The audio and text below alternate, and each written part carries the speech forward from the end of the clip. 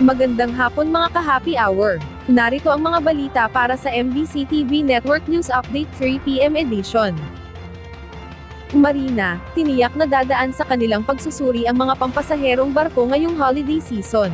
Yan ang MBC TV Network News ni Boy Gonzales. Sinimulan na ng Maritime Industry Authority o Marina ang pag-inspeksyon sa mga passenger vessel na bibiyahe ngayong holiday season. Ayon kay Marina Enforcement Service Director Engineer Ronald Bandalaria, standard operating procedure na sa kanila ang pagsusuri ng mga barko sa ganitong mga panahon. Nais nilang matiyak na nasa maayos na kondisyon ang mga barko upang matiyak ang kaligtasan ng mga pasahero. Nagpaalala din ang Marina sa mga shipping companies na sundin ang itinakdang bilang ng mga pasahero upang maiwasan ang overloading na nagiging dahilan ng aksidente. Aminado ang Marina, malaki ang kakulangan ng mga papasaherong barko sa bansa at halos hindi kinakaya ang dami ng mga pasahero kung kaya't nakikiusap sila sa mga mananakay na planuhin na maayos ang kanilang mga biyahe. So, upon the directive po ng ating secretary at ng ating administrator, meron na po tayong standard operating procedure dyan.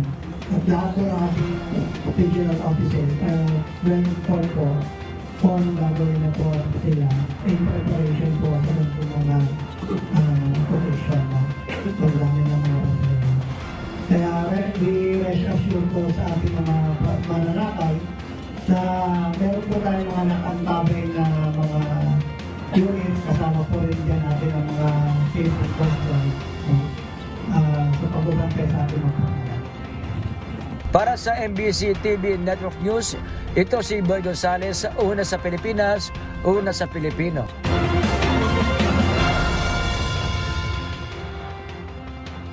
Samantala, bail petition ni Alice Guo sa kasong qualified human trafficking, ibinasura ng Pasig Court.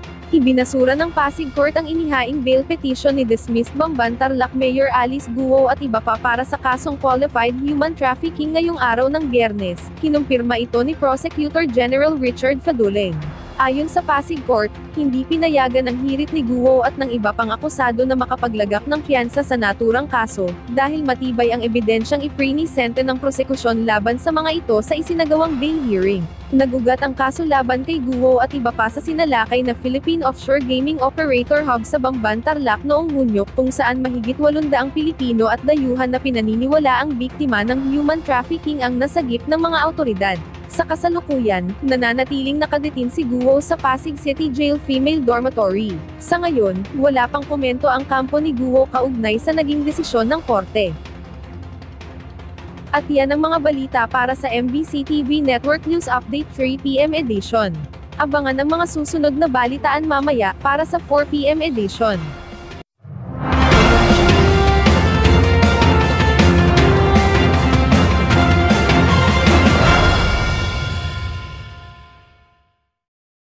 Mga ka-happy hour, kung gusto mong manood ang mga balita sa MBC TV Network News Update, mag-subscribe sa aming YouTube channel, i-like ang aming Facebook page, at i-follow sa aming TikTok account.